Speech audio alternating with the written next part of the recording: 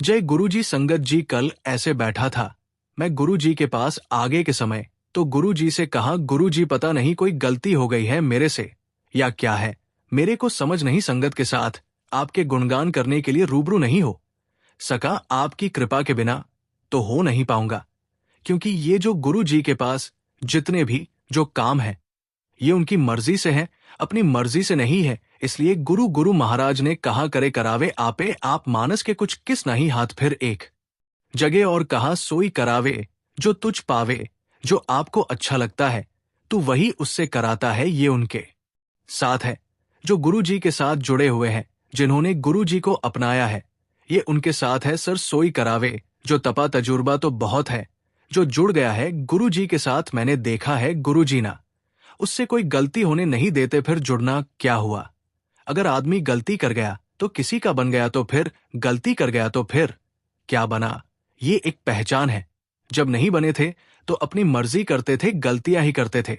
जब मैं दिल्ली था, बीच में ना फोन आना बंद हो गया गुरुजी का। गुरुजी पंजाब थे तो मैं दिल्ली था, बंदर बनाने के सिलसिले में फोन आना बंद हो गया, तो बड़ी बेचैनी सी होनी शुरू हो गई। मैंने फोन किए भी, पड़ोसियों को फोन किया, आगे से जवाब ये मिला कि मैं अपने यहां फोन करूंगा। 2-3 बार यही जवाब मिला कि मैं अपने यहां फोन करूंगा, लेकिन मन बेचैन बढ़ा। ऐसा क्या हो गया है, फोन आना बंद हो गया। रोज बिना नगा फोन आता था, कई बार तो 5-6 से बाद फोन आना। अभी बात करी गुरु जी ने, 1 मिनट बाद फिर घंटी आ जा, फिर बात कर, फिर थोड़ी देर बाद घंटी आ जा। 5-6 दिन निकले होंगे, मन ना लगे, दिमाग में वही करता रहा। तो क्या करूं, किससे बात करूं, कुछ पता चले। ये फोन नहीं आ रहा है, फोन के सहारे तो मैं दिल्ली बैठा हूं, नहीं तो 24 घंटे गुरु जी के पास रहता था।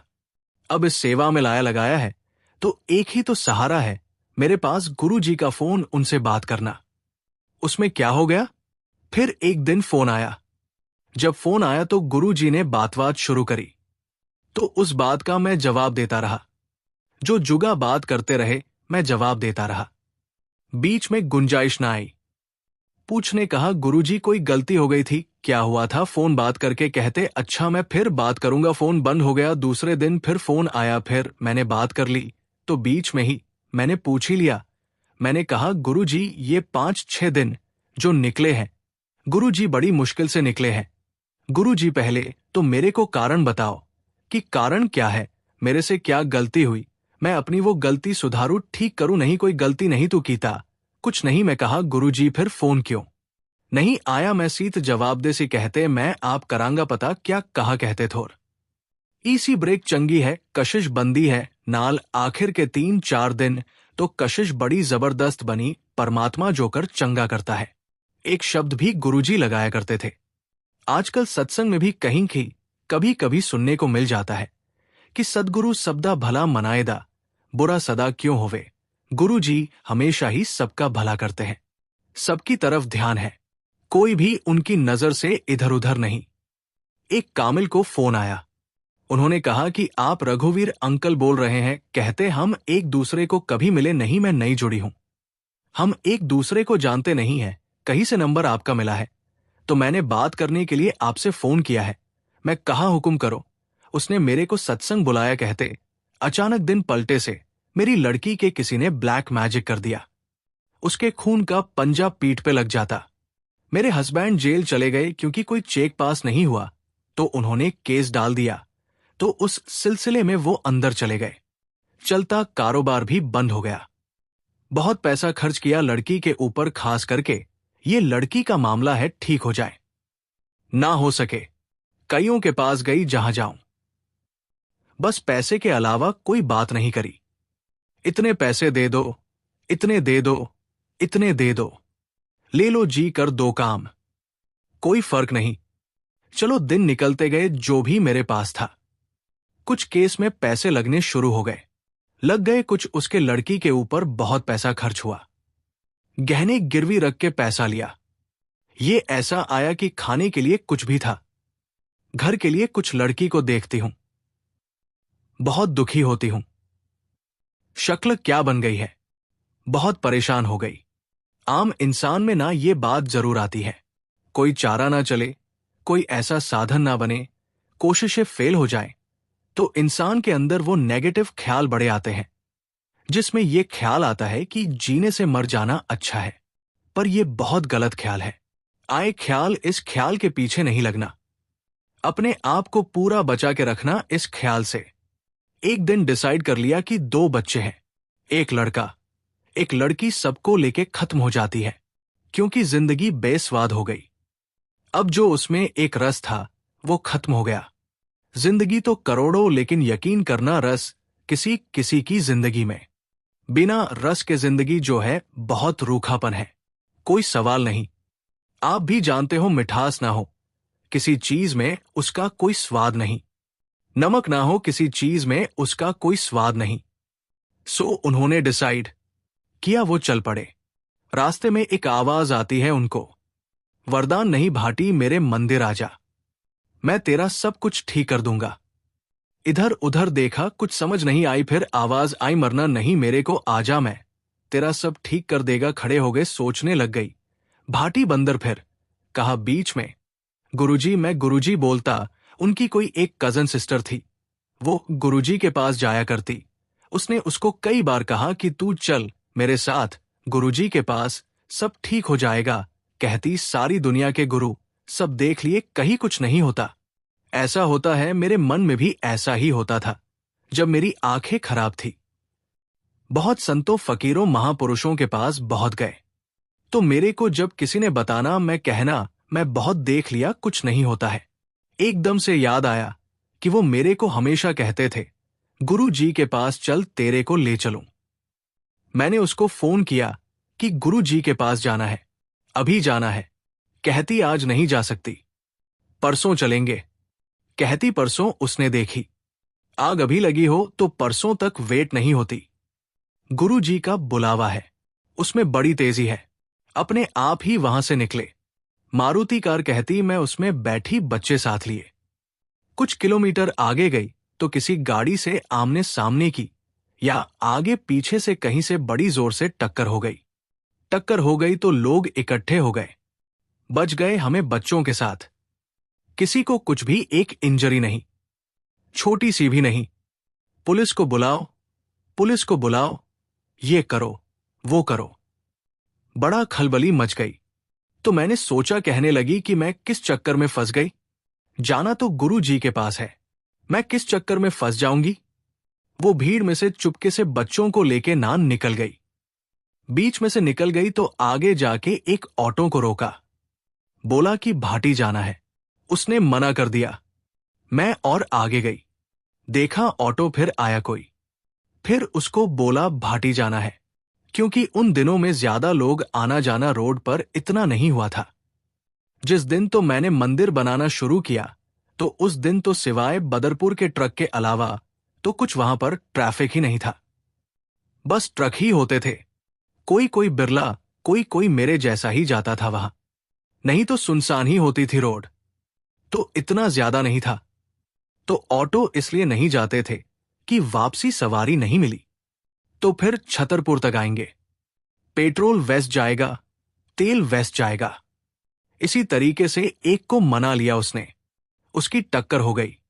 उसकी टक्कर हो गई तो कहता जी मैं तो नहीं जाऊंगा, मेरा नुकसान हो गया है, आप कोई और ऑटो करो।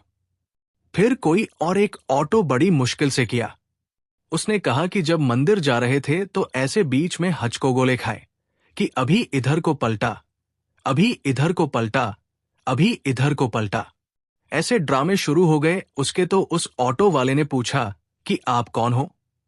कहते मतलब कि आप कौन इंसान हो, ये ऑटो क्या ड्रामे कर रहा है, आप में क्या है ऐसा। ये ऑटो कभी इधर पलटने को कर रहा है, कभी इधर पलटने, मैं तो नहीं जाऊंगा। मिन्नतें करी, बड़े दुखी है, इसीलिए ठीक होने जा रहे हैं, हमारी मदद कर। जो ले जा रहे हैं, जिन्होंने बुलाया है, कुछ नहीं होने देंगे। उसने हौसला रखा और ले धीरे धीरे वहां पहुंच गया। कहा मैं अंदर गई, मेरे को कुछ समझ नहीं आया। मैं अंदर गई, जाकर बैठ गई, खूब रोई वहां बैठ के, सारी तरफ घूम के वापस आ गई। कुछ दिन निकले, मैंने चेक किया, उसकी पीठ पर कोई पंजा नहीं लगा। वो यहां तक कहा उसने कि वो दीवार पर हाथ लगाती थी तो दीवार पर पंजा खून का लग जाता था। कुछ ऐसी स्टोरी उसने बताई। रोज देखना शुरू किया, कोई पंजा नहीं लगा। फिर बीच में मौका बना, फिर गुरु जी के पास गई, हाजिरी लगा के आए। पता नहीं कितने दिन निकले कि अचानक उनके हस्बैंड जो थे उनका फोन आया कि मेरे को इन्होंने रिहा कर दिया है, तो मैं यहां खड़ा हूं, तो आके ना तू मेरे को ले जाओ। उसने बोला कि गाड़ी का एक्सीडेंट हो गया है, टूटी है, आप ऑटो करके वापस आ जाओ। आए दोबारा से कारोबार में गए, काम शुरू हुआ, कामकाज चालू हो गया, घर का सिस्टम ठीक तरह से चलना शुरू हो गया। लड़की की सेहत इतनी गिर चुकी थी, वो सब ठीक हो गई, अच्छा हो गया। बुला के गुरुजी ने उसको सब कुछ ठीक कर दिया, क्योंकि सब पर नजर है गुरुजी। इस चीज को मत भूलना, इस बात को मत भूलना, सब पर नजर है। उनकी नजर से कोई भी ऐसा पल नहीं है जो इंसान बच जाए। ऐसा पल कोई नहीं है। मानकर चलना, हर समय वो हम देखते हैं, वो देखता है पर वो नजर नहीं आता। सुन, नजर नहीं आता, हमें नजर नहीं आता, पर वो देखता है। उससे निकले महीना 1.5 महीना निकला होगा। जालंधर मंदिर में बैठा हूं, एक लेडी आई, खूब सारे गहने पहने हुए, इतने गहने पहने थे जैसे सोचोगे कि सारे ही पहन के चली जाऊं, पीछे छोड़ूं ही कोई ना भाई। माथा टेका, समय पे बैठ गई, शब्द चल रहे थे। थोड़ी देर बाद वो बोली, कहने लगी, मैं कुछ आपको सुनाना चाहती हूं। एकदम से देखा, ऐसा क्यों, कोई बोला है, क्या सुनाना है? ये क्या सुनाना है? कोई सुनाने वाली बात होगी तो यहां चलेगी, अगर कोई और बात होगी गुरु जी के अलावा तो नहीं चलेगी। नहीं, गुरु जी की ही बात है, उन्हीं का एक सत्संग है। आप सुनोगे, आप हैरान हो जाओगे। सुनाओ तो मैंने जो सुनाया 100% वही उसने सुनाया। जैसे शुरू हुआ सुनाने तो मेरे को याद आ गया, मैंने कहा फोन आया था। तो जब उन्होंने सत्संग पूरा किया, मैंने कहा आप ही थे जिसने फोन किया, मैं रघुवीर अंकल हूं। जी हाँ जी, उसने बताया कि गुरु जी की ऐसी कृपा बरसी, जैसे धन निकला था ना घर से, वैसे ही धन घर के अंदर आना शुरू हुआ। तो कुछ जो गिरवी रखे थे गहने, वो मैंने ये छुड़वाए हैं। कुछ जो बिक गए थे, वैसे सेम डिजाइन के फिर मैंने बनवाए हैं। तो मैं यहां जालंधर किसी एक शादी में आई हूं। तो मेरे को पता चला था कि जालंधर मंदिर, तो मैं तैयार होकर पहले गुरु जी के यहां हाजिरी लगा के फिर मैं शादी में अब यहां से सीधा उस शादी वाले जगह पर जाऊंगी। ये बात वही आनी है, बार बार आनी है, सोई करावे जो तुझ पावे, या समझ लो करे करावे आपे, आप मानस के किस नहीं हाथ। ये भी समझ लो डोरी हाथ, तुम्हारे जी जंत तेरे तारे, सबकी डोरी उनके हाथ में है। बिना डोर के कोई जीव नहीं है, सबकी डोर उनके के हाथ में, जिसकी डोर छूटी हो गया। इसलिए कभी भी ऐसा ना सोचना कि कोई हमें नहीं देखता है, हर समय गुरुजी हमें देखते। मेरे साथ हुआ गुरुजी की मौज की बात बताता हूं। करीबन कोई सत्संग समाप्त होने में, आरती मतलब होने में कोई आधा घंटा या 20 से 25 मिनट रह गए बाकी। तो मेरी आंटी मेरे साथ बैठी है। जितने भी हम दिल्ली से हम गए थे टीम वाले, वो सब इकट्ठे एक तरफ बैठे हैं। तो मेरी आंटी मेरे को बोली, तो मैंने थोड़ा सा ऐसे करके चुप कराया कि सत्संग में नहीं बोलना, हम दूसरों को कैसे समझाएंगे, कौन सी बातें करेंगे। उसने बोला, सुनो तो सही ना, 1 मिनट। अब आंटी जरा थोड़ी सी आंख खोल के बात कर दे तो बंदा कैसे नहीं सुनता। मैंने कहा, बोल। कहती, अभी गुरुजी आए थे, सचमुच कह रही हूं, सचमुच गुरुजी आए, मेरे पीछे की तरफ आए, मेरे शोल्डर पकड़कर गुरुजी बोले, कह ए मेरे वाली आरती लगाना ते, गुरुनी आरती लगाना। इतना बोले तो फिर कहते, अच्छा थोड़ी देर में मैं फिर आता हूं। मैंने पीछे मुड़ के देखा तो गुरुजी की हल्की सी परछाई सी जैसे होती है, ऐसे मेरे को दिखी। बस गुरु चले, मैंने उनका मैसेज आपको दे दिया। अब आप जानो, आपका काम जाने। वो जो आंटी मेरे साथ बैठी थी, वो इशारा किया, क्या हुआ? मैंने धीरे से उसके कान में बोला कि ऐसे गुरुजी कहते आए हैं, शोल्डर मेरे पकड़े हैं और मेरे को बोल के गए हैं कि ये दो आरती लगानी है, एक मेरी वाली आरती और एक गुरबानी आरती। हम बड़े हैरान के गुरुजी वाली कौन सी आरती? गुरबानी आरती का तो पता है, वो तो शुरू से गुरुजी लगवाते जालंधर से, जब से तब से, जब मन आना मौज आनी तो मेरा कहना कुर्बानी आरती लगा देनी, और बड़े प्यार से बड़े आराम से बैठ के चुपके से सुनना। गुरु ने बड़े ध्यान से सुनते थे तो कहा, गुरुजी वाली आरती ना, मेरे पास गुरुनी की आरती है ना, गुरुजी की आरती है। गुरुजी की आरती हमने तो कभी सुनी नहीं। मैंने कहा, मैं अगर बाजार भी जाता हूं तो गुरुजी वाली आरती तो मिलेगी नहीं, गुरुनी आरती अगर हो सकता है मिल जाए, पर आने जाने में इतना वक्त लग जाना है कि तब तक तो आरती शुरू हो जानी, क्या करे समय थोर आहे। पता नहीं उस आंटी के मन में क्या आया जो हमारी टीम के वहां लैपटॉप के थ्रू म्यूजिक सिस्टम में शबल लगा रहे थे। उनके पास फटाफट तेजी से गई आंटी जाके थैला उनका वहां पड़ा था, वो थैला उठाया उन्होंने तो सीढ़ी जितनी बड़ी थी सारी निकाली। हर 10 सीढ़ी होंगी, 101 होंगी ज्यादा से ज्यादा। उसमें से एक सीढ़ी व्हाइट कवर में, कागज का व्हाइट कवर, और एक सीढ़ी, वैसे ये बाकी तो समझ आ गई है, मेरी जानकारी में है।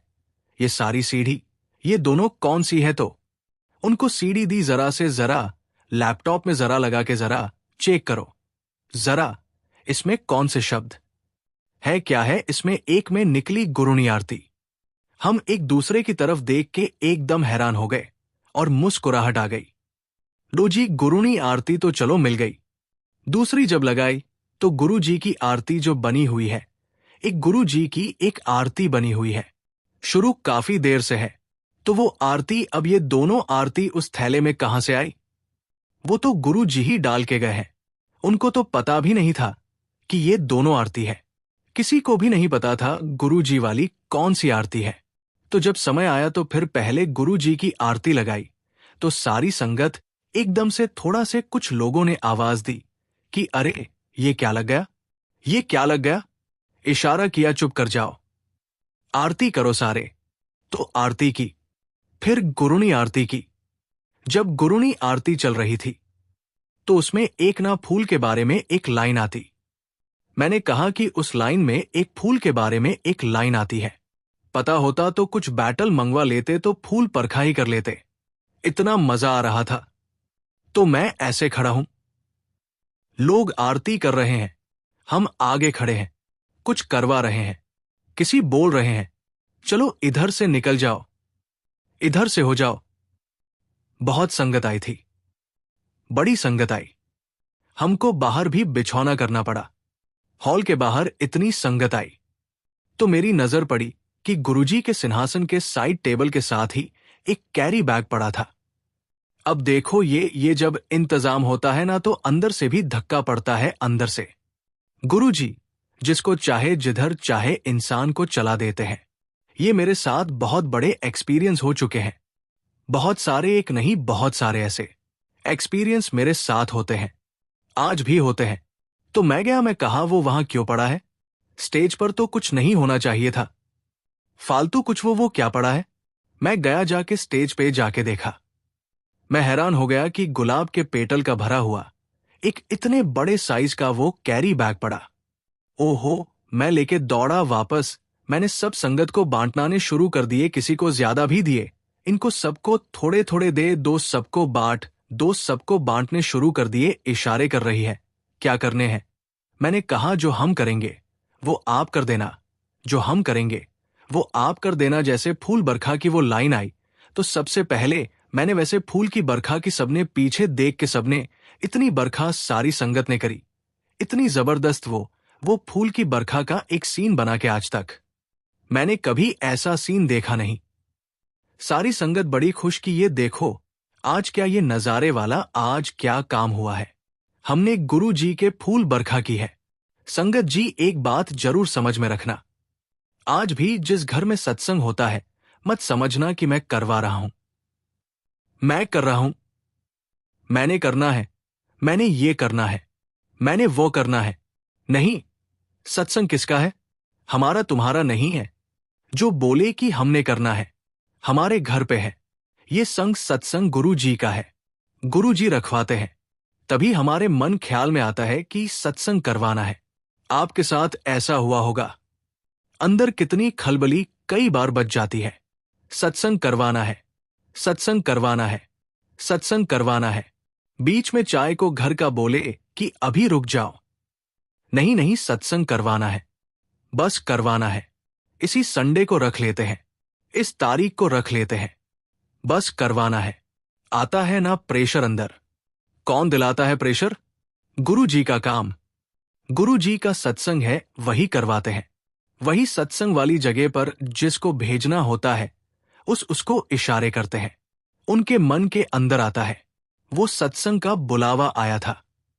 वो दौड़े चले आते, वो रुकते नहीं। जिसको नहीं इशारा हुआ वो चाहते हुए भी कहीं नहीं आते। कोई ना कोई कारण बन जाता है। सो करे करावे आपे, आप मानस के किस नहीं हाथ। सोई करावे जो तुझ पावे, मोहे सयानब कछु ना आवे डोरी हाथ। तुम्हारे जी जंत तेरे तारे, हम सब उनके बनाए हैं, उनके ही भेजे हुए हैं। याद है किसी को कि आप बोल के आए हो, दुनिया में मेरे को इस घर में भेज दो, मेरे को बंदा बना दो, मेरे को औरत बना दो, बोला है आपने कभी? याद है आपको? कोई नहीं बोल सकता, पता ही नहीं चलता कब आत्मा निकलती। किसी को पता ही नहीं चलता कब आत्मा किसी दूसरे नए शरीर में आती है, पता ही नहीं चलता बोलेगा कब वही करता है। जीव जंतु तेरे तारे, हम सब उसके भेजे हुए हैं।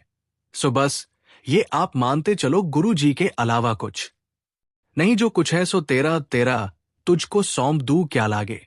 मेरा जो कुछ है सो तेरा, सब कुछ उनका है। उनका दिया शरीर से लेके दुनिया की हर चीज कमाई तक अगर उन्हीं का दिया, सब कुछ अगर उनको आप दे दोगे तो आपका क्या बचा? जीरो, कुछ नहीं बचा। शरीर भी नहीं बचा। शरीर उनका दिया है, क्या लाके फिर भी हम हटते नहीं। मेरा मेरा मेरा मेरा, तेरा तेरा तेरा तेरा, मेरा मेरा मेरा मेरा, इसी में लगे हैं। ये मेरा है, ये मेरा है, इतना मेरा है। तेरा तो है ही कुछ नहीं। नहीं तो शरीर भी तेरा नहीं, रोक लेना। जिस दिन खत्म होना है, शरीर तेरा होता तो तू रोक ले।